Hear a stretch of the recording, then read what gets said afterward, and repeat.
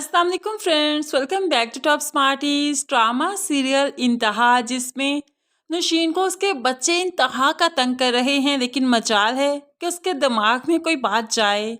सज्जल काफ़ी चालाक दिखाई गई, जो कि माँ के शेयर से बेचकर खा रही है, उसी से बिजनेस चला रही है और माँ से ही कहती है कि आपका खर्चा मैं नहीं चला सकती। और फिर अहमद को भी ऐसा लगता है कि उसका बैंक अकाउंट खुल चुका है और सारे शेयर्स का प्रॉफिट उसके अकाउंट में आएगा, तो माँ से कहने लगा आपने सज्जल को अपने शेयर्स दिए हैं ना, उससे खर्चा दीजिए, मैं क्यों दूं। यानी कि दोनों बच्चों को आपाधापी पड़ी है, दोनों ही माँ को संभालना नहीं चाहते हैं। दोनों ही अब यहाँ तक कहने लगे हैं कि बिजली का बिल इतना ज़्यादा क्यों आता है, आप कम बिजली खर्च किया करें ना। अब आगे चलकर नौशीन का बहुत बुरा हाल होने वाला है, लेकिन उसे अभी इस चीज़ की समझ नहीं आ रही। वो तो अभी भी दूसरों के घरों में ताक झांक करती है, उनकी जिंदगियों को अजीरन कर रही है। दूसरी तरफ जैनब, जिसका शौहर उसकी बर्थडे से 2 दिन पहले ही बिजनेस ट्रिप के लिए चला गया, और जैनब को ये चीज़ काफ़ी फील हुई।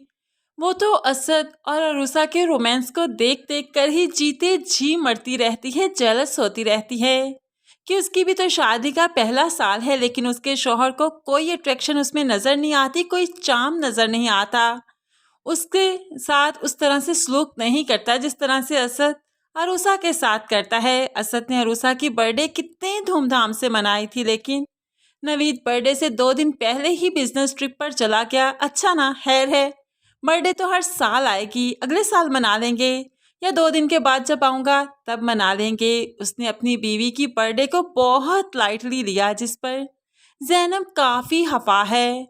अब यहाँ पर बर्थडे का दिन आया तो अस्मा बेगम अपनी बहू की बर्थडे को धूमधाम से मनाना चाहती है। नवीद यहाँ पर नहीं है, लेकिन फिर भी अच्छा सा सेटअप लगाया, बेटी और दामाद को भी बुला लिया।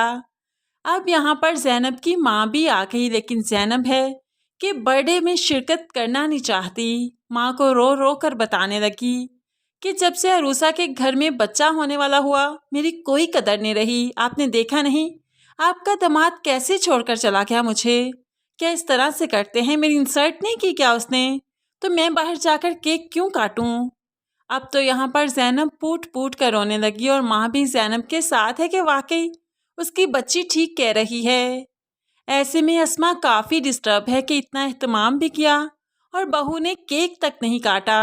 अस्मा तो डिस्टर्बेंस के आलम में अपने कमरे में आ गई, तो अरूसा और असद भी पीछे आ गए। तो अरूसा कहने लगी कोई बात नहीं, लगता है जैनब भाभी परेशान है, और परेशानी उनका हक भी है। नवीद भाई इस तरह से चले गए ना, इसलिए वो आएंगे तो ये ठीक हो जाएंगी।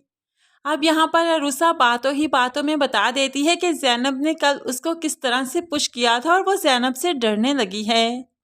नौशीन ने भी उसे एक दिन दूध दिया था, जो कि उसने नहीं पिया, और उसके बाद जैनब ने उसे ये भी कहा था कि पानी भी देखकर पीना, हो सकता है इसमें कुछ मिला हो। अब तो असद माँ के सामने रोने वाला हो गया। जैनब क्या चाहती है, मेरे बच्चे को नुकसान पहुँचाकर मुझे जीते जी मारना चाहती है, क्या मेरी मौत के बाद ही वो ठीक होगी। जबकि अरूसा बार बार कह चुकी है कि जैनब भाभी के बच्चे को उसने कोई नुकसान नहीं पहुंचाया, तो फिर इंसान यकीन भी कर लेता है। यहाँ पर अस्मा को कोई सल्यूशन नज़र नहीं आता। अरूसा, तुम्हारी बातें सुनने के बाद बेटा मुझे लगता है तुम और असद यहाँ से चले जाओ, वरना तुम लोगों का बच्चा ना तो नौशीन के हाथ और ना ही जैनब के हाथों सेफ रहेगा। अब यहाँ पर नौशीन, अरूसा और अस्मा बेगम की बातें सुन लेती है। किसी तौर नहीं चाहेगी कि अरूसा यहाँ से चली जाए और उसका बच्चा सही सलामत इस दुनिया में आ जाए। वो तो कुछ ना कुछ ऐसा करती ही रहेगी कि अरूसा यहीं पर रहे। दूसरी तरफ वो जैनब को भी उकसा रही है नवीद के खिलाफ, ताकि इनके रिश्ते की जड़ें भी कमज़ोर तरीन होती जाएं। जैनब जो कि अपने शौहर को कॉल करती रही, लेकिन मसरूफियत के आलम में वो बेगम की कॉल पिक नहीं कर रहा, तो ऐसे में नौशीन भड़काती है, नवीद को फ़ोन कर रही हो, नहीं पिक करेगा, वो तो बिजनेस टूर पर गया है, और लगता है उसके साथ लड़कियां भी गई हैं, क्योंकि सज्जल बताया करती थी कि उनके ऑफिस में बड़ी प्यारी प्यारी लड़कियों का आना जाना भी है। तो ऐसे में भला घर की मुर्गी कहाँ अच्छी लगती है, वो तो दाल बराबर ही होती है ना। अब तो जैनब को भड़का रही है नौशीन, उसको गुस्सा दिलवा रही है, ऐसे में इनके रिश्ते को कमज़ोर ही करेगी।